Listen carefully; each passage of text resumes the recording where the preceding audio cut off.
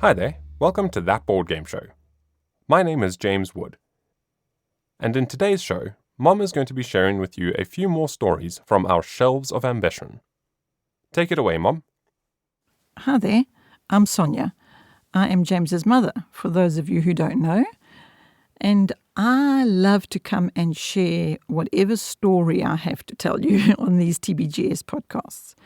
And today's story is a continuation of what the theme is at the moment that I'm running with, and that's called the Shelves of Ambition, because in January this year, we decided to take all the games that we haven't played up to 10 times and put them on our Shelves of Ambition shelf, and then just slowly start working through them. And I have really been enjoying this little exercise because, we're getting to play games that we might not have, because they sort of get a bit buried and forget about them maybe, or played them once or twice and then got another game and forgot all about the poor game that only got 2 turns. So we started this Shelves of Ambition playthroughs, playing, at the beginning of the year. And what I like to do is I like to share with you the stories of our experience of playing the games off our Shelves of Ambition shelf. And today's story is all about Oceanos and Legacy, the Testament of Duke de Crecy. Well, let me start with Oceanos. In Oceanos, each player is going to be commanding a submarine, which we're going to be sending down into the ocean depths, collecting different treasures and discovering different animals and marine life as we go, and also exploring massive coral reefs. How this is done in gameplay terms is to draft cards at the beginning of each round, and then you're going to take those cards and you're going to lay them out in front of you in a row. The game is played over 3 rounds, and each round you're going to fill out 1 row of cards. Once you've finished round 1, you're going to then move down to the second row, and all the cards interconnect with each other. And so you're going to be building out your collection of coral reefs, marine life, and treasures. And you're also going to be upgrading your submarine as the game progresses, which will give you access to more scuba divers to collect more treasures. And you'll get more fuel tanks, which will allow you to draft more cards, thereby increasing the number of cards you have in each row. And you will also be able to upgrade your propeller, for instance, at the back of your submarine, which will give you points at the end of each round. So the game is played over 3 rounds. At the end of each round, there's a quick scoring session where you will score for the different kinds of animals you have collected. You will score for your propeller if you've upgraded it. And you will also score at the end of the game for your largest coral reef collection. 1 point for each little coral symbol in the reef. So that should give you a fairly good idea, I hope, of how Oceanos plays. Now I'll hand it back over to Mom, and she can explain our experience playing the game and what we really enjoy about it. That game is so beautiful. I don't know if any of you have seen it, but it is so pretty. The artwork is magnificent. It's just unique. I actually don't know another game that's got artwork that's got that type of style. Maybe there are others, but not the ones that are in our library. Anyway, the theme of the game, as you've heard from Jamie, is all about diving down to look for treasures and being in the ocean and seeing the coral reefs and the fish and getting treasures and so on. It's really unique and unusual. But when we played Oceanos last weekend, it was pouring with rain outside. I did a short little video of it, actually. I'll ask Jamie to put that up somewhere. A little video of the absolute flooding rain outside, because being in South Africa and it being March, early March, well, that means summer, and summer means storms in our region.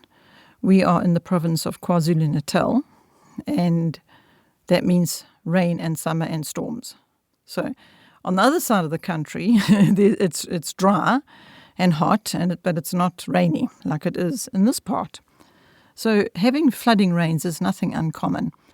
So it just seemed very fitting that we were sitting there at the game table with this beautiful game on the table, and we had this pouring rain outside, and we were busy jumping in our submarines, in our imagination, and playing Oceanos.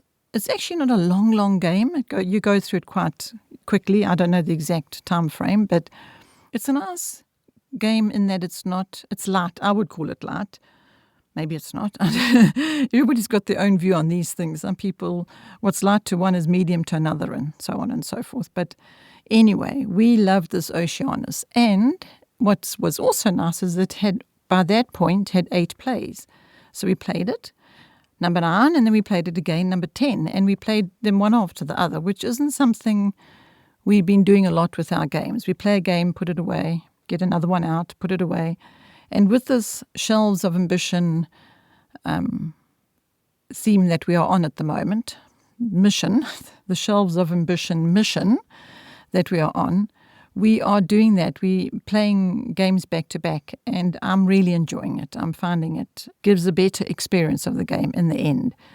I found the second playthrough is better than the one that we had just previously, and before we never used to do that. So that has been something new and a pleasant surprise for us. And then we went on from after playing Oceanos, we played Legacy, the Testament of Duke de Crecy. And allow me to pop in here quickly and give you an overview of how this game plays. In Legacy, the Testament of Duke de Crecy, each player takes charge of the head of a different aristocratic family in 18th century France. And throughout the game, you're going to be building out your family tree with cards representing all the different members of the family. So you'll be arranging marriages, having children, and each time you do one of the different actions, you're going to take a card from either the friends pile or the children pile, and you're going to put it into your family tree. So you start the game with one head of your family, be it male or female, and then as the game progresses, you will marry that head of the family to one of the friend cards in your hand. Then, when those two get married, they will have a child. You'll then put one of the child cards underneath them, which then starts the second generation of your family. And the game is played over 3 generations, and you're going to be building out your family tree in each different round.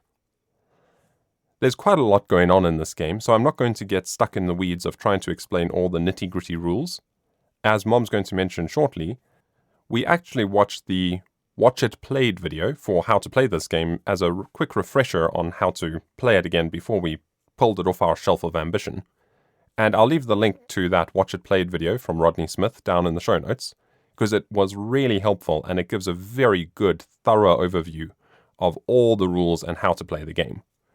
So I just want to give you a quick overview here and basically explain, the general gist of what it is we're doing. So, as you're playing over the different generations, you're also going to be acquiring mansion cards, you're going to be going to court and throwing parties, so it really simulates what it would be like in 18th century France as one of these aristocratic families and all the sort of political shenanigans and arrangements and plotting and planning that goes into having the most well-regarded and respected family in the area. So with that said, I'll hand it back over to Mom, and she can tell you our experience playing Legacy, the Testament of Duke de Crecy. And we watched Rodney Smith's Watch It Played. Thank you, Rodney. He's showing us how to play it, because it's quite a game to wrap your head around a bit. It's not actually difficult, but it's just that there's a lot to think about. There really is a lot to think about. And you just have to, keep your mind on it. And we enjoyed that game. I enjoyed that game. Again, it was one of those 8 play, we had played it 8 times and we had to play it a 9th and 10th. When I say had to, there's no rule.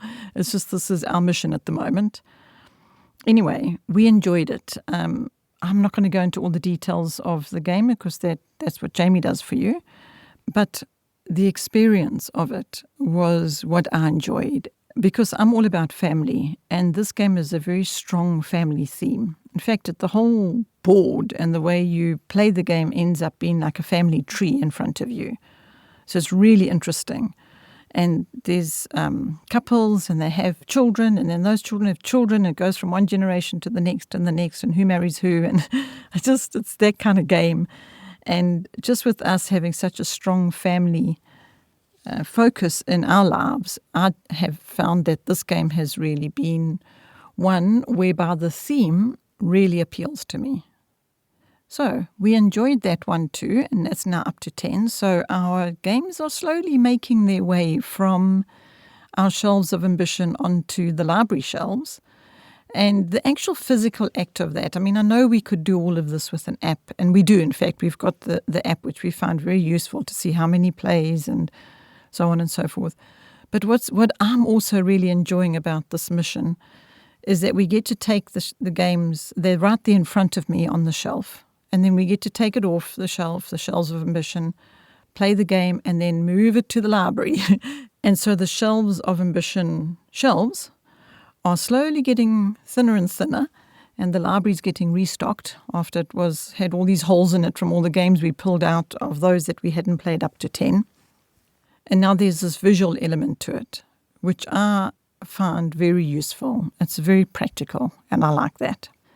So I don't have a very exciting story to tell about the legacy, the testament of Duke de Crecy, as to how we acquired it. And some of our games have got amazing stories wrapped around them, just in us getting them in the first instance. But I would say that this story, the thing that stands out for me with this one is the fact that Rodney taught us to play it so well, and he inspired us to get it to the table.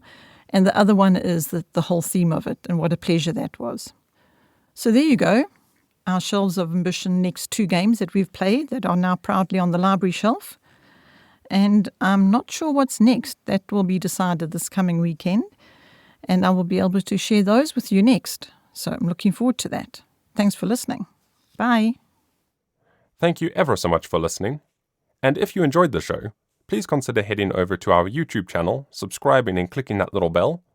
And also, take a look at our Patreon page over on patreon.com/thatboardgameshow, where we have exclusive content behind the scenes, extended playthroughs, and you can also get early access to all of our videos and these podcast episodes before they go live for the rest of the world. It would really mean a lot to us if you would consider heading over there and showing your appreciation for what we're doing. If you have any comments on how you think we can improve the show with different segments, styles, etc., please drop those down in the comments below as well. And with that, I'll say thank you ever so much for listening, and I hope you enjoyed the show.